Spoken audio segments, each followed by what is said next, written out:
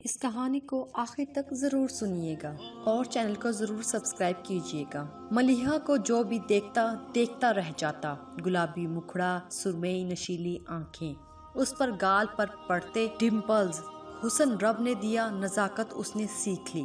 بولتی تو گویا پھول جھڑتے، ہنستی تو سارے گھر میں رونق پھیل جاتی۔ 4 بھائیوں کی اکلوتی بہن، سب اس کے ناز نخرے اٹھاتے نہ تھکتے۔ اماں نے تو حقیقتاً سوچ رکھا تھا کہ ان کی شہزادی کو بیاہنے کوئی شہزادہ ہی آئے گا، اور اس شہزادے کے انتظار میں وہ بڑے دنوں سے گن کر گھڑیاں گزار رہی تھی۔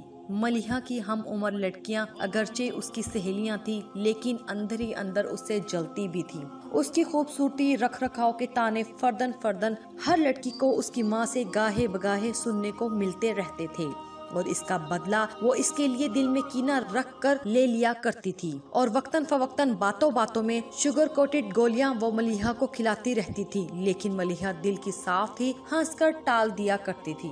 اس روز وہ نہا کر نکلی تو اماں کو گھر کی چیزیں اجرت میں سیٹ کرتے پایا۔ یا اللہ خیر، اس نے الماری میں رکھا، سپرے کیا، چہرے پر کریم لگائی، آئینے میں مہندی لگے ہاتھ دکھ رہے تھے۔ رات جو اس نے حمیرہ سے مہندی کا نیا ڈیزائن بنوایا تھا، اس کا رنگ زیادہ نہیں چڑھا تھا۔ وہ سوچ رہی تھی آج ایک کوٹ اور مہندی کا لگوا لے تاکہ مہندی کا گہرا رنگ چمک اٹھے۔ ملیحہ اماں اندر داخل ہوئی تھی، ان کے پکارنے کے سٹائل سے وہ سمجھ گئی کہ اگلی بات کیا ہے۔ وہ مڑ کر استفہامی نظروں سے انہیں دیکھنے لگی۔ وہ اس وقت ایک آنکھ میں کاجل لگا چکی تھی، دوسری میں لگانا باقی تھا۔ شکورن خالہ آئی ہیں، دوپٹہ اوڑھ کر آنا، اماں نے کہا۔ وہ اسبات میں سر ہلاتی دوبارہ آئینے کی طرف متوجہ ہو گئی۔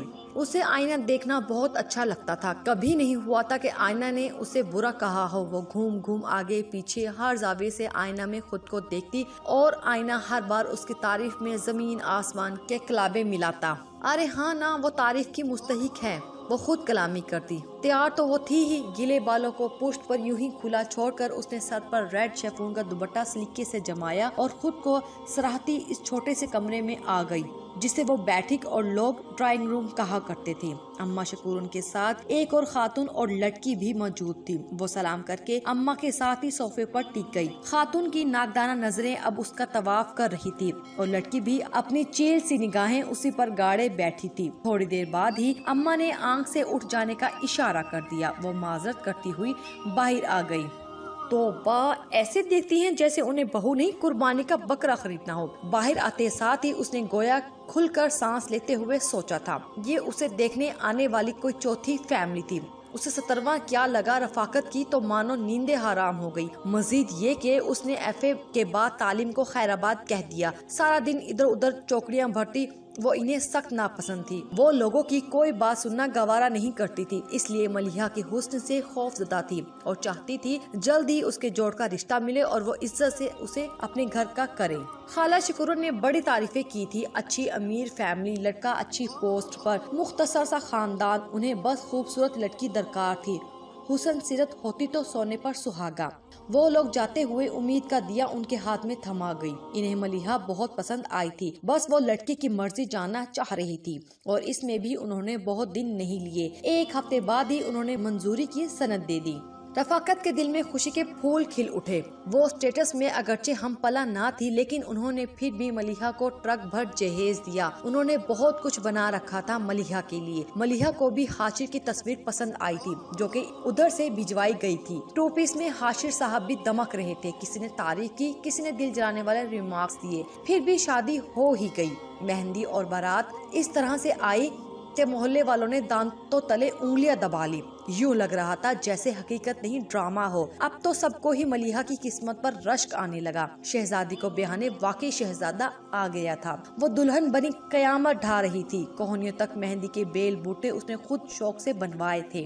سب نے کیسے تعریف کی تھی۔ سرخ لہنگے میں وہ کھلی پڑ رہی تھی۔ رخصتی ہوئی، رفاقت کا گھر سونا ہوا اور رونق حاشر میاں کے کمرے میں جا اتری۔ حاشر میاں دیکھ تو چکے تھے، دلہن بیگم بات پہ بات ہنستی ہیں۔ دلہن بیگم کے ہاتھوں پر کھلی پڑی مہندی، نیل پالش سے رنگے ہاتھ، انگوٹھیوں سے مزین انگلیاں دلہن کے خود پرست ہونے کا بتا رہی تھی۔ حاشر میاں خود کیا کسی سے کم تھے، اور مغلوب ہونا تو انہوں نے کسی سے سیکھا ہی نہ تھا۔ سو اسی احساس کے تحت انہوں نے کمرے میں آتے ہی جو بیان جاری فرمایا سن کر دلہن نے خود ہی گھونگھٹ الٹ دیا۔ حیرت بھری سرمئی آنکھیں حاشر میاں پر یوں گڑی تھی جیسے ابھی تڑ تڑ فائر ہی دے ماریں گی۔ میں نے کہا اچھے خاصے صاف ستھرے ہاتھ مہندی سے خراب کرنے کی کیا تک تھی بھلا؟ بات دہرائی گئی۔ ملیحہ نے اپنے بے تحاشا خوبصورت ہاتھوں کو دیکھا، وہ تو سمجھ رہی تھی حاشر اس کے مہندی بھرے ہاتھ تھام کر تعریفوں کے پل باندھے گا اور شاید ہاتھ تھامے تھامے وہ عمر ہی بتا دے، اور ادھر جیسے کسی نے غبارے میں کیل گھسا دیا ہو۔ وہ اب بھی بے یقینی سے حاشر کو دیکھ رہی تھی۔ اب حاشر کو سجی سنوری دلہن خوبصورت تو لگ رہی تھی، لیکن اس کے اندر کا خود پرست مرد اور اماں کی پوٹلی مجھے آج تک سمجھ نہیں آئی، اتنا میک اپ اور زیور کیوں لادتی ہیں لڑکیاں اپنے اوپر۔ اب وہ بیڈ پر بیٹھا رسٹ واچ اتار رہا تھا اور ملیحہ کو اپنا آپ چکندر محسوس ہو رہا تھا، سرخ جوڑے اور سرخ میک اپ کی وجہ سے، اور کیا خبر اگلا جملہ اسی کا یہی ہو۔ ملیحہ چپ چاپ اٹھی اور واش روم جا کر منہ دھو آئی۔ اب کے حاشر میاں کی آنکھیں پھٹی تھی۔ دلہن سے اس رد عمل کی توقع جو نہیں تھی۔ حاشر میاں کے دل کو تو خیر کچھ نہیں ہوا، البتہ ٹھیس لگی اور اچھی خاصی لگی۔ اپنے الفاظ کی تلخی یکسر بھلا دی۔ ملیحہ نے سارا زیور اتار کر ڈبوں میں پیک کیا اور اٹھا کر سیف کی لاکر میں رکھ دیا۔ ایک آرام دہ سوٹ زیب تن کر کے بعد لہنگا دوبارہ پیک کیا اور اسے بھی ملیحہ سٹور روم میں رکھ آئی۔ اسے اس وقت ایک ڈائجسٹ یا کتاب کی کمی شدت سے محسوس ہو رہی تھی، کاش دوسری ضروری اشیاء کے ساتھ وہ یہ بھی رکھ لاتی۔ حاشر میاں تو دل برداشتہ ہو کر موبائل پر بزی ہو چکے تھے۔ ملیحہ نے بھی لمبی تان لی۔ یوں یہ خوبصورت وقت دو انا پرست اور خود پسند لوگوں کے فطرت کی نظر ہو گیا۔ اگلے دن حاشر میاں کے اٹھنے سے پہلے ہی وہ چنری کا گوٹا لگا ہلکا پھلکا سوٹ پہنے باہر سین میں موجود اس کی بھتیجیوں اور بھانجوں کے ساتھ گپ شپ لگاتے موجود تھی۔ ساس سسر نہال کے کیسی گھل مل جانے والی بہو ملی، نندے خوش کے دلہن خوبصورت مگر نخرے والی نہیں۔ حاشر میاں نے کھلی کھڑکی سے آدھا گھنٹہ تو یہ منظر ملاحظہ کیا، پھر برداشت ختم ہو گئی اور لگے آوازیں دینے، ملیحہ ملیحہ ملی، لو جی 1 منٹ لگا وہ ملیحہ سے ملی ہو گئی۔ ملیحہ فرمان برداری کے تمام ریکارڈ توڑتی روبرو یا تھی۔ حاشر نے ناقدانہ جائزہ لیا، آج اس کا چہرہ میک اپ سے مبرا تھا۔ ریڈ گرین چنری کا گوٹے والا سوٹ یہ اس کی عزیز جان سہیلی نمرا نے اپنے ہاتھوں سے تیار کیا تھا، اور اس کے گورے پاؤں میں کلا پوری چپل تھی، اور اس میں کوئی شک نہیں تھا بہت خوبصورت لگ رہے تھے۔ آپ نے بلایا تھا؟ جب حاشر نے نظروں سے تولنے والا کام جاری رکھا تو ملیحہ نے پوچھ لیا۔ ہاں وہ۔ حاشر ایک لمحے کو ہڑبڑایا۔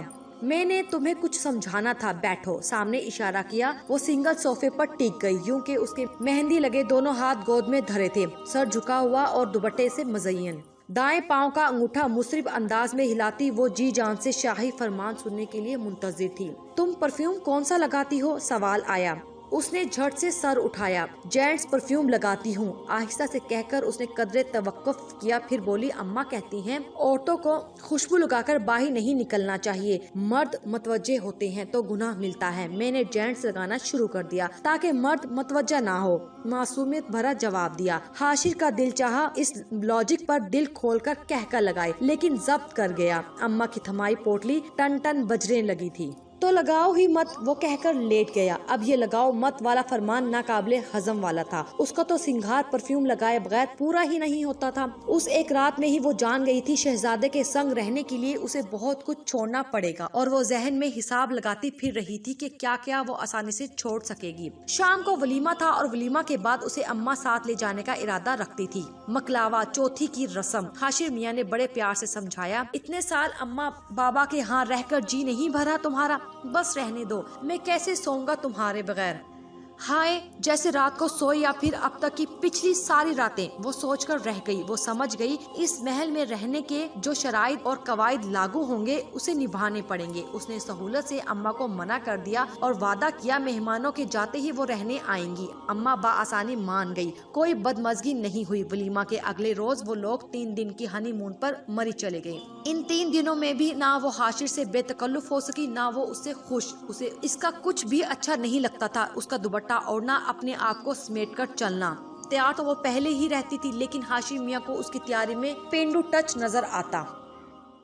दुपट्टा सर पर मत लो, माई की लुक से जान छुड़ाओ। और ये ढीले ढाले काम वाले कपड़े, उफ तौबा, हल्के रंग पहना करो, बल्कि अगर जीन्स और टाइट्स पर टॉप पहन लिया करो तो अच्छी खासी लगो। शहजादे के ख्यालात कुछ ज्यादा ही आजादाना थे। जीन्स और टॉप का सुनकर ही वो लर्ज गई, कहीं वो सच में पकड़कर पहना ही ना दे। अम्मा ने ये तो देखा लड़का शहजादा है, ये ना सोचा इस शहजादे की शहजादी से वो निभा कर भी पाएगी या नहीं। वो आम सी महफिलों में रहने वाली लड़की और वो पोश एरिया का मॉडर्न लड़का, गोया इस लिबास में उसकी दोनों नंदे भी कमो पेश मलबूस ही नजर आती। लेकिन मलिहा के लिए ये सब कुछ नाकाबिले कबूल था। हाशिर के मुसलसल टोकने पर दुपट्टा सर से कंधों पर आ गया, लेकिन वो जीन्स और टॉप पहनने की हिम्मत ना कर सकी। वो अक्सर जब उसे लेकर बाहर निकलता तो सारा रास्ता उसका मवाजना गुजरने वाली लड़कियों से करता रहता। उस दिन बिना बताए उसे सैलून ले गया और हेयर स्टाइल जदीद हेयर कट बनवा दिया। मलिहा की शक्ल में नए हेयर स्टाइल से वाजिया चेंज आया। उसे अपना चेहरा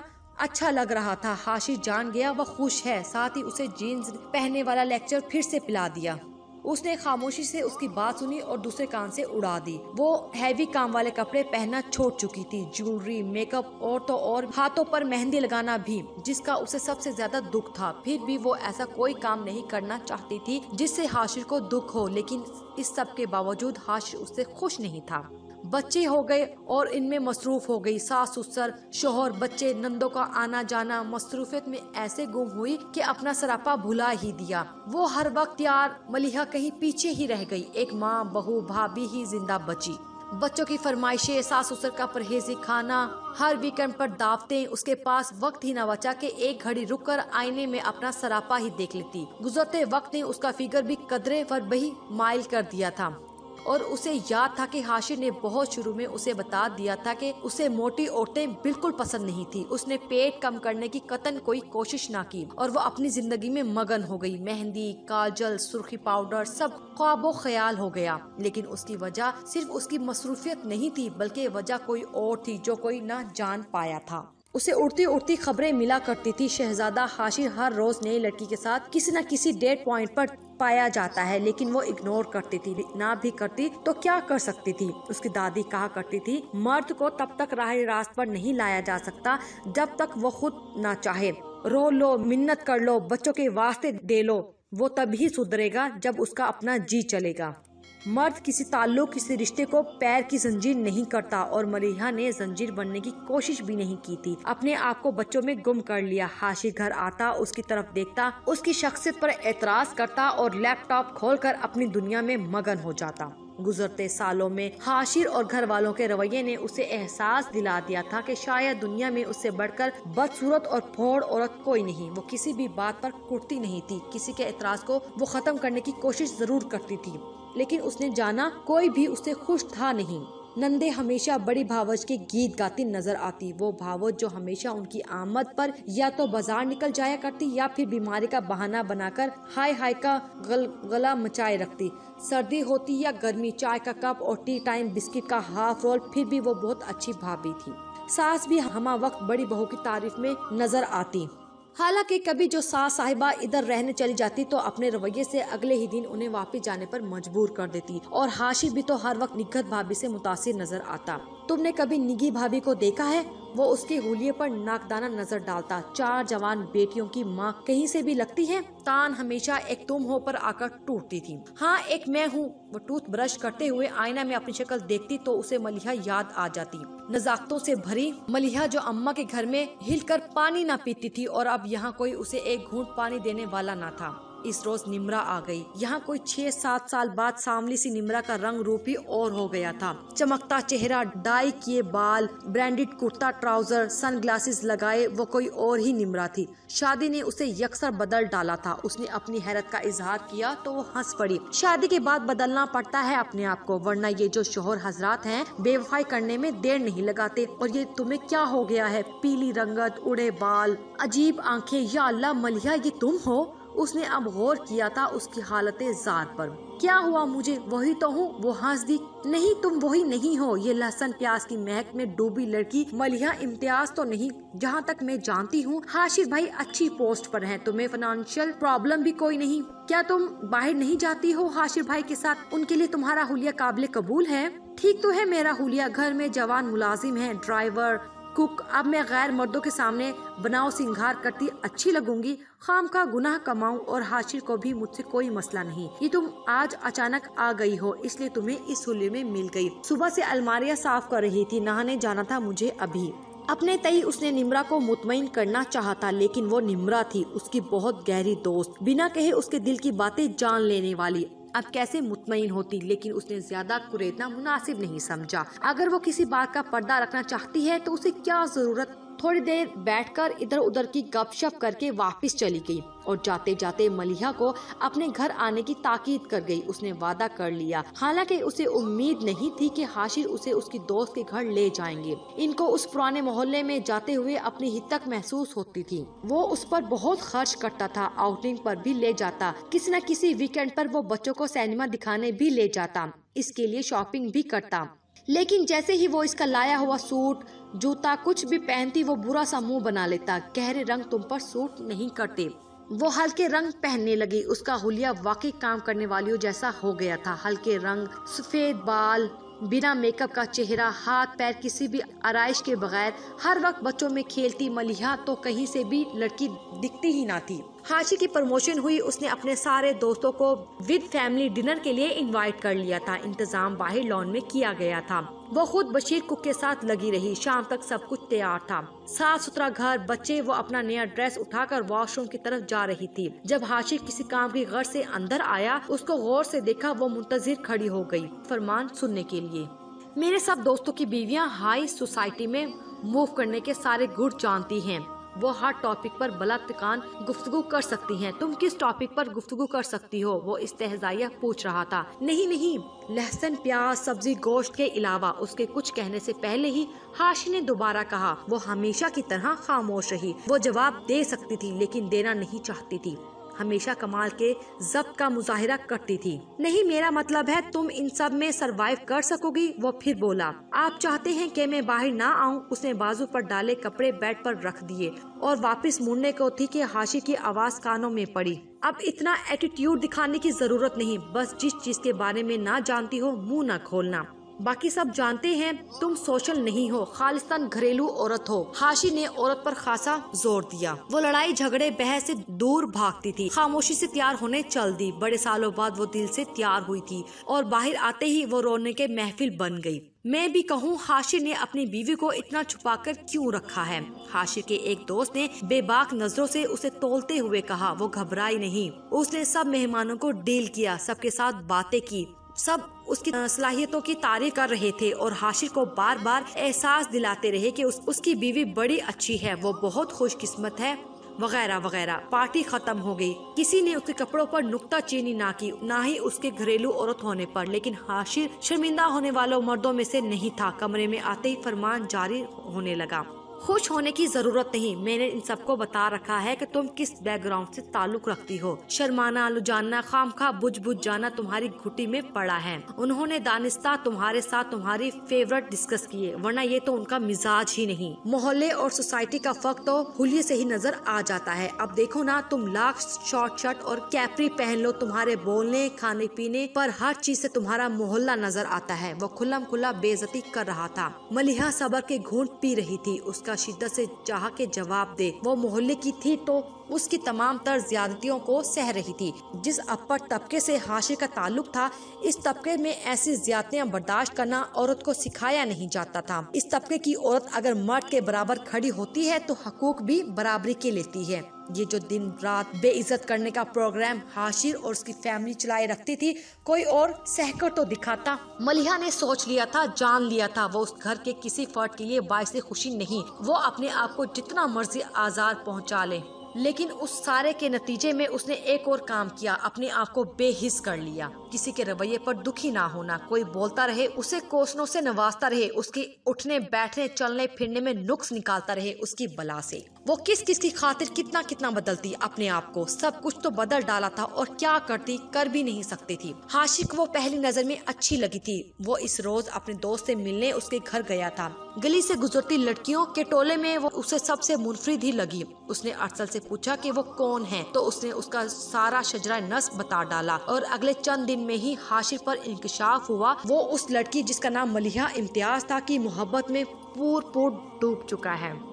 उठते बैठते उसके जहन पर वो हंसी सवार रहने लगी थी। उसने अरसल के घर का बला सबब चक्कर लगाने शुरू किए तो वो भी खटका। पूछने पर हाशिर ने सब कह डाला। शरीफ लड़की है, शरीफ खानदान, इस तरह की हरकतें उसे बदनाम कर डालेंगी। सीधी तरह रिश्ता भेजो और उसे अपना लो, और अगर कोई और इरादा है तो फिर बाज रहो। मोहल्ले की लड़कियां हमारी अपनी बहनें हैं। अरसल ने उसे समझाया और वो समझ भी गया, मगर डीए में रहने वाली नई अमीर हुई अम्मा को मोहल्ले की लड़की से इश्क करना कुछ भाया नहीं। सबने समझाया, लेकिन हाशिर की सुई उसी लड़की पर अटकी हुई थी। भूख हड़ताल कर डाली।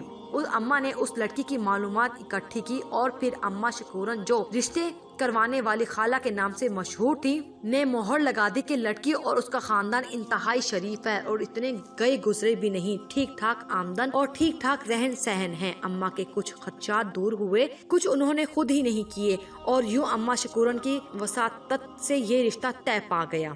हाशिर मियाँ बड़े खुश थे। अम्मा ने समझौता तो कर लिया, लेकिन बेटे को चंद सुनहरी बातें भी बता दी। देखो बेटा, तुमने जो चाहा पा लिया, वो लड़की तुम्हारी हो गई, तुम्हें छोड़कर कहीं नहीं जाएगी। हद से ज्यादा खूबसूरत और ऊपर से गरीब मोहल्ले की।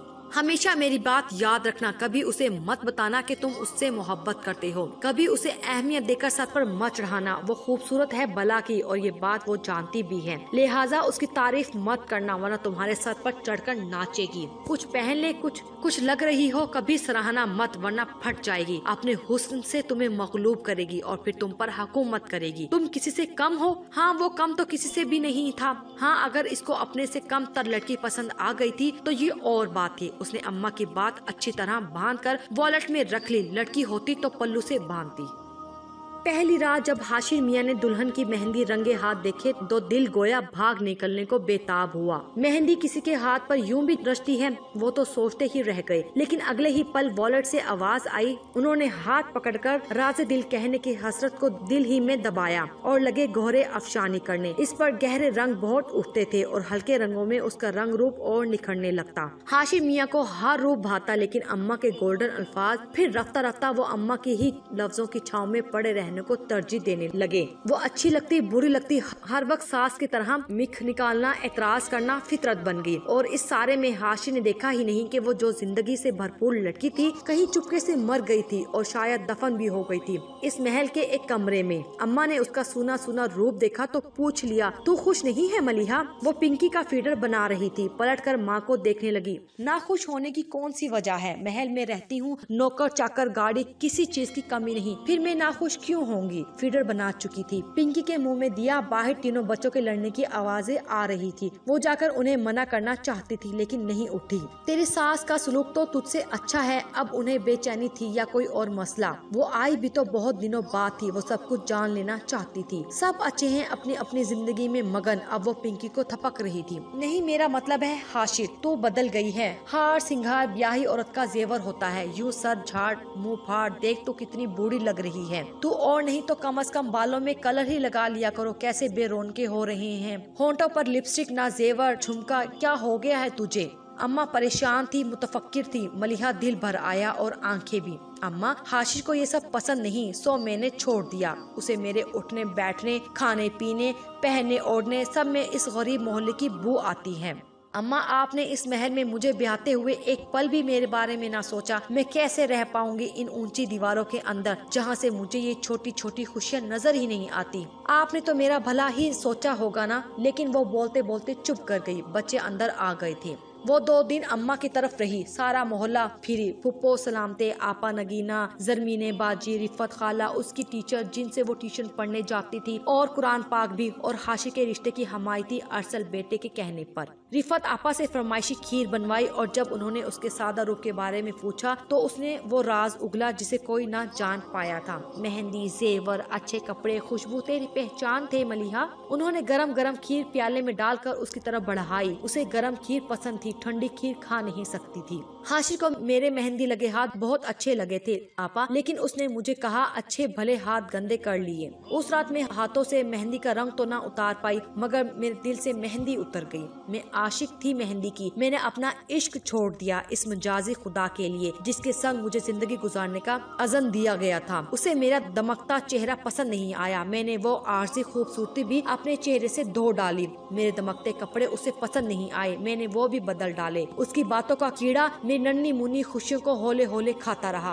वो मेरी तारीफ नहीं करता था, लेकिन मेरे सामने आकर गैर औरतों की तारीफें करता था। उनकी आंखें, उनके बाल, उनके कपड़े, उनका लाइफस्टाइल, मैंने सब कुछ खामोशी से सुना, बर्दाश्त किया। मगर इस रोज जब मेरी दोनों नंदे घर आई हुई थी अपने शोहरों के साथ, तो मेरी नंद के शोहर ने किचन में खड़े होकर जो कुछ मुझे कहा, मेरा दिमाग घूम गया। उसने मुझे कहा कि हाशिर को तो मेरी कदर ही नहीं, तुम इस कदर खूबसूरत हो और वो बाहर की औरतों में खूबसूरती ढूंढता फिरता है। और उसकी तारीफ, उसकी नजरें मुझे सुन कर गई। खाला, मैं जहाँ की तहाँ रह गई। बस मैंने अपने सारे ख्वाब लपेटे और उन्हें दिल के खानों में रख दिया। मैंने मेहंदी, काजल, परफ्यूम सब लगाना छोड़ दिया। पता है क्यों? कोई मुझे देखे और तारीफ कर दे और मेरा दिल अपने शोहर से फिर जाए। इसलिए मैं इस गैर मर्द की असीर हो जाऊं, अपने शोहर, अपने बच्चों से बेवफाई करूं। इसलिए मैंने माई का चोला पहन लिया, हार सिंगार छोड़ दिया, कोई मुझ पर गलत नजर न डाले इसलिए, मेरा दिल किसी की तारीफ पर ना खींचे इसलिए। मुझे फख्र है लोग मेरे हुलिये से मुझे काम करने वाली समझते हैं, बुरी नजर नहीं डालते। मैंने खुद को बचा लिया है, वरना ये हुस्न और उसकी आराइश मुझे ले डूबती। खाला, तारीफ जो मुझे मेरे शोहर से नहीं कहीं और से मिलती तो मेरे लिए जहन्नुम की आग बन जाती। मेरे बेरंग हाथ, सूनी कलाइयाँ, खाली आंखें मेरे लिए जन्नत हैं। बस इतना कहना कि माएँ जब खूबसूरत बेटियों को जन्म देती हैं तो उन्हें शहजादों की आस मत दिलाया करें। महलों की ऊंची दीवारों के उस पार सब कुछ मर जाया करता है, ना शहजादी बचती है न ख्वाब। वो चुप हुई तो रिफत खाला को उसके अंदर का सन्नाटा गूंजता महसूस हुआ। लेकिन हाशिर ने तुमसे मोहब्बत की थी, अरसल ने बताया था मुझे, रिफत खाला ने कहा। तो उसने भीगी पलकें उठाकर पल के पल उन्हें देखा। ये कैसी मोहब्बत थी खाला जिसने मेरे अंदर से रूह ही खींच ली। खीर प्याले में जो की तू पड़ी थी, ठंडी खीर उसे पसंद नहीं थी। वो उठ खड़ी हुई, जूते की नोक से कच्चा फर्श उधेड़े गई। मैंने खाला आपके सामने अपनी जात के बखिए उधेड़े हैं, किसी और को मेरे चाका पिराहन का पता ना चले, वरना मैं लीर लीर हो जाऊंगी। खाला ने असबात ने सर हिलाया, आंखों में यकीन दहानी दी। वो मुड़ी और बैरूनी दरवाजे की तरफ बढ़ी। मानूस जूतों से नजर ऊपर उठी तो उठी रह गई। हाशिर और अरसल खड़े थे और जाने कब से आज वो बेभरम हो गई थी उस शख्स के सामने जिसे उसकी माँ ने उसके लिए चुना था, अपनी शहजादी बेटी के लिए, जो उसे महल में रखता और शहजादियों की तरह ऐश करवाता। शहजादे ने उसे महल में भी रखा था, ऐश भी करवाए थे, लेकिन उसकी रूह के ऊपर पैर रखकर, उसका एक एक ख्वाब किरची किरची करके। शहजादे की आंख में तासुफ था, दुख था, शर्मिंदगी थी। उसने अपने दाएं जेब से वॉलेट निकाला, खोला, कुछ नामालूम सा ढूंढा, फिर वापस रख लिया। शहजादियों की माएं महल और ऐश के साथ साथ अपनी बेटियों के लिए सुख भी मांग लिया करे तो कोई शहजादी पत्थर की ना हो। और शहजादे भी अगर माँ के नाजायज मुतालबात अपने वॉलेट में ना डाले फिरे तो खाली दामन को तासुफ से ना भरना पड़े। ऊंची दीवारों के पीछे जिंदगी कलकारियां मारे ना के सनाटे। वो जानती थी कि हाशिर सब जान गया है, अपने अमल पर शर्मिंदा भी थी और आज वो यकीनन माफी तलाफी करेगा। अपने रवैयों पर अम्मा की थमाई पोटली कहीं दरिया में फेंक देगा। उसके लीर लीर वजूद को मोहब्बत के धागे से रफू करने की कोशिश भी करेगा, लेकिन रूह में कब पेवंद लगता है।